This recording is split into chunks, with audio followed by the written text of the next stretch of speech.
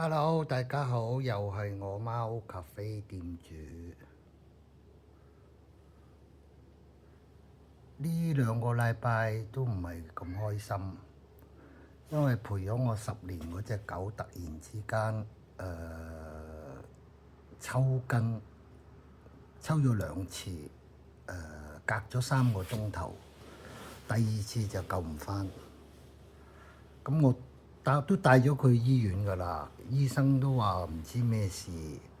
咁佢都喺個氧氣箱入邊，點講啊？醫生都幫佢打鎮靜劑，打咗2支，跟住都見冇效，最後就幫佢打一支鎮靜麻醉針。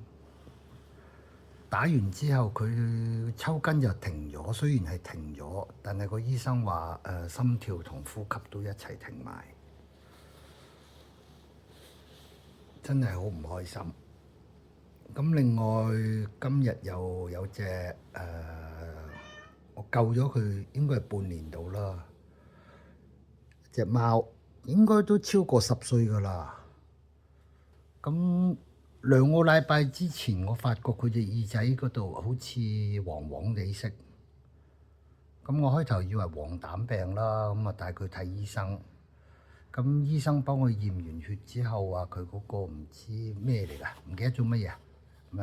超標啦，有6000，咁應該都係腹膜炎濕性嘅，因為佢個肚都好脹，應該係腹水炎，腹水嘅濕嘅，唔係乾嘅。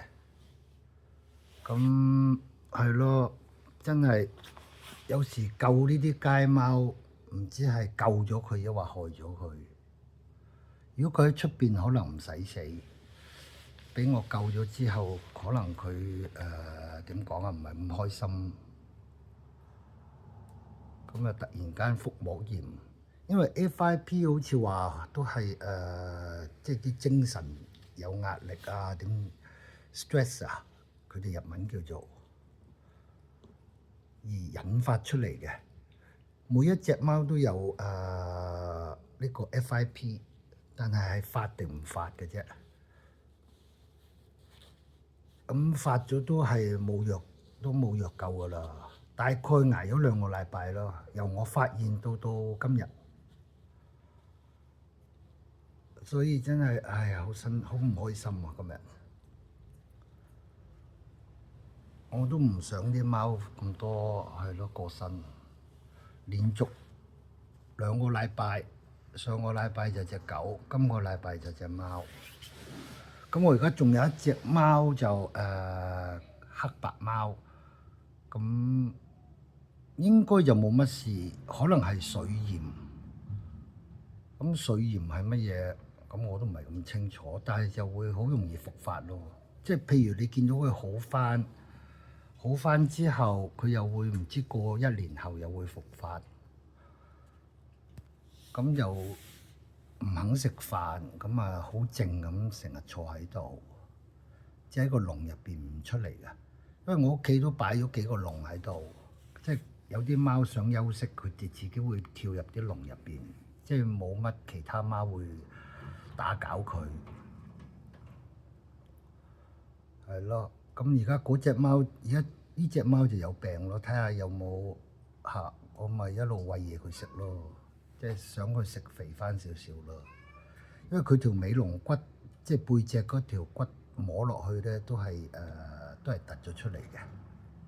同埋我隻貓應該4歲，但係佢嗰個重量係2.3 kilo，唔知2.2定2.3，好輕，所以我都有少少擔心。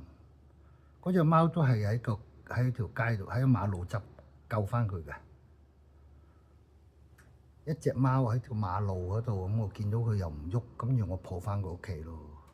我救佢翻嚟嗰陣時，成個肚都係蛔蟲，喺個屁股度都走晒啲蟲出嚟。我即刻帶佢睇醫生，食杜蟲丸。不過呢隻貓都係瘦㗎啦，因為應該係營養失調，即係由細到大嗰陣時都係瘦㗎啦，好細隻。即係睇落去好似6、7個月大嘅貓仔咁樣咯，即係唔似成貓咯。咁而家仲輕添，而家得翻嗰2.3 kg，2.2、2.3 kg，所以都有啲擔心。啲貓細隻嗰啲貓咧，比較擔心咯。係咯，唉嚇。咁睇下，如果大家有咩想問，有咩想知，隨便 send message 俾我啊。咁呢幾日係咯，啱啱上個禮拜係222，係咪上個禮拜？唔係，上兩個禮拜都好多客人嚟探我啲貓。我呢度多數係熟客多咯，有啲客就一個禮拜嚟3日嘅，真係。不過我呢度就99% 係日本人，另外1% 係住喺呢附近嘅外國人。不過外國人比較少咯，日本人多。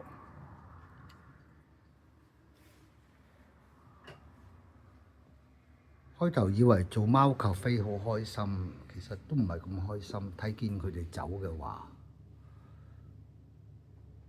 有時有新貓救到新貓返嚟，會覺得好開心。哎呀，有隻新生命。但係亦都又會多咗一個唔開心嘅機會，就係佢哋走嗰陣時。所以真係，哎呀，唔係咁開心啦。佢哋健康係最開心。呢隻而家9個月大啦，呢隻。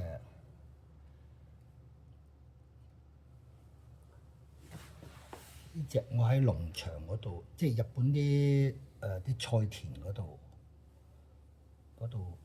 救嘅，係一個阿婆救佢嘅，唔係我救嘅。咁個阿婆打電話俾我，叫我係咯領養咗佢，叫我，咁我領養咗呢隻。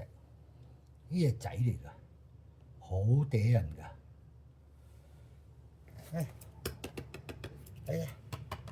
睇下，好黐人㗎呢隻貓。得閒冇嘢做啊，會走上嚟大髀坐喺度瞓覺。交俾。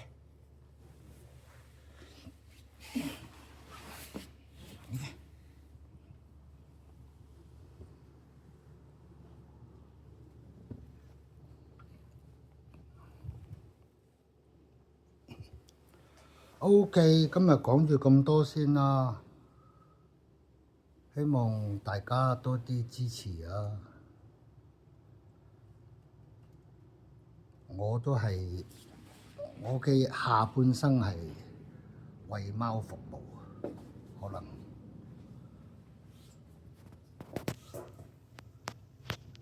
我而家出邊，我屋企門口後院都有4隻貓，成日落嚟黐餐。